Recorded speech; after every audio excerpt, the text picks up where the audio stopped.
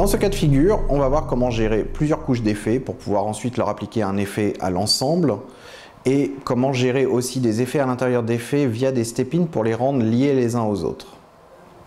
Donc c'est ce qu'on appelle le collapse dans un cas. Alors le collapse, c'est très simple. Je prends un premier plan, donc un second que je vais coller sur une nouvelle piste vidéo, éventuellement un troisième, et puis un petit dernier pour la route. Comme ça, on va faire un écran splitté en 4 parties, donc 4 pistes vidéo. Voilà, donc là j'ai mon montage, mes 4 pistes vidéo. Je vais aller chercher mon effect palette, lui mettre un picture in picture. Je vais ici rentrer dans l'effect mode pour pouvoir lui dire tu vas ici en haut à gauche. Donc là je vais faire des effets extrêmement simples pour faire mon quad split.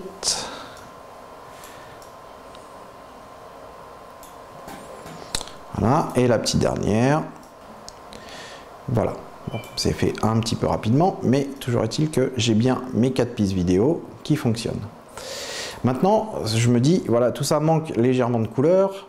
Donc plutôt que d'aller venir faire un color effect que je vais poser ici, systématiquement par-dessus mes effets, ce que je vais faire, c'est que je vais mettre un point d'entrée ici, un point de sortie ici.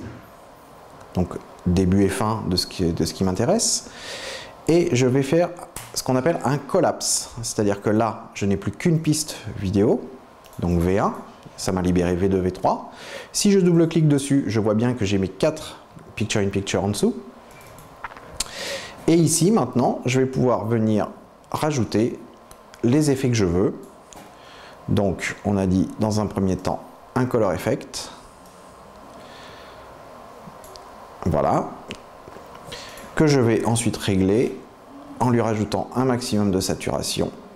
Voilà, mon color effect concerne directement tous mes picture in picture et offre un avantage, c'est que si je veux le calculer pour plus de fluidité, je ne calcule que le color effect qui est sur le collapse. Ensuite, si je veux mettre un fondu de sortie, hop, là je mets un fondu uniquement sur le collapse, mes 4 pistes disparaissent en même temps. Maintenant, je me dis que j'aimerais rajouter un titre à, par exemple, par-dessus le sens interdit. On va le faire pour que ce soit plus clair pour tout le monde. On va le refaire, par exemple, avec celui-ci. J'ai fait mon picture in picture sur mon image. En dessous, je lui ai collé un effet de colorimétrie. Et par-dessus, je veux lui rajouter un titre, sachant que en plus mon picture in picture va bouger dans mon image. Donc voilà, j'ai fait bouger mon image, tout va bien. Sauf que je me dis, mince, on me demande de lui rajouter un titre. Si je rajoute un titre par-dessus, non seulement il ne fait pas la bonne taille, mais en plus il ne bouge pas avec mon image. Alors je pourrais très bien le faire à la main, ça me prendrait quand même un petit peu de temps. Il y a un outil qui est plus intéressant, qui s'appelle le step-in, qui est tout simplement configuré sur mon clavier pour pouvoir entrer à l'intérieur, créer une piste vidéo supplémentaire. Je vais coller mon titre ici sur V2. Je m'aperçois que je suis revenu ici en plein écran. Je pose mon titre et si je fais step out, mon titre est devenu solidaire avec mon image. Alors le collapse, il peut être utilisé notamment quand en fiction, on veut faire un effet qu'on va appeler un peu abusivement 24 heures, où là effectivement je vais avoir besoin de plusieurs pistes. Là en l'occurrence je n'en ai que 4, mais ça m'est arrivé de monter jusqu'à 256 pistes, tout simplement parce qu'en fait on peut collapser 24 pistes possibles sur Avid, mais que rien n'empêche par exemple de prendre ce collapse, hop, je vais le sauver, je le repose ici, et ce collapse, je vais venir le mettre ici. Donc là, j'ai 2 fois la même image. Alors effectivement, on s'en rend pas forcément bien compte là maintenant, mais si je remets un picture in picture par-dessus, même chose sur celui d'en dessous, que ensuite je viens positionner tout ça comme ça.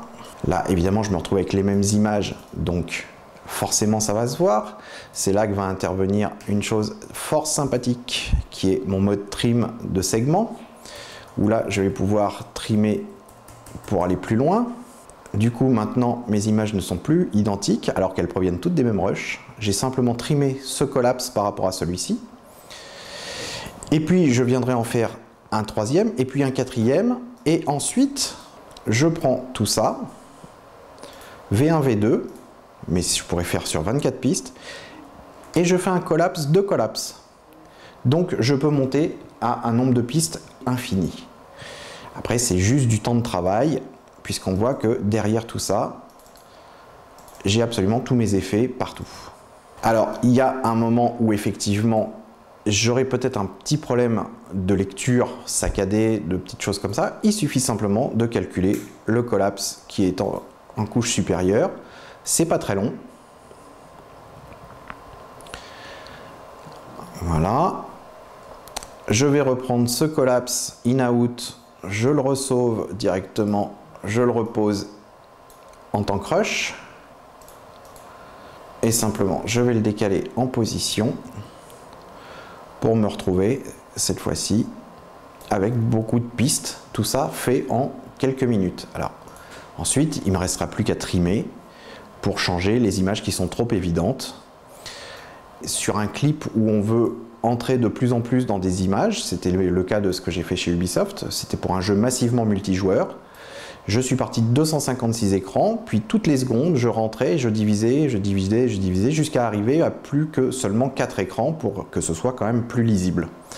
Mais donc voilà, c'est assez rigolo de faire des collapses de collapses, sur lesquels en plus je peux ensuite bien évidemment intervenir vraiment comme je le veux, c'est-à-dire que là par exemple je vais mettre un color effect sur ce collapse là.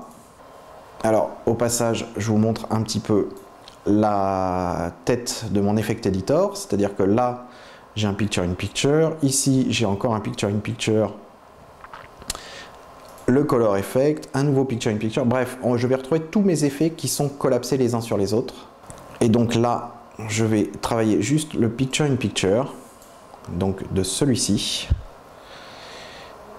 et je vais par exemple lui mettre beaucoup de vert pour changer. On voit que ça s'applique uniquement sur la piste 1, donc qui concerne le collapse de collapse qui est présent ici. J'aurais très bien pu re-rentrer dedans et venir dire là c'est jaune, là c'est rouge, là c'est vert, etc., etc. C'est quasiment infini.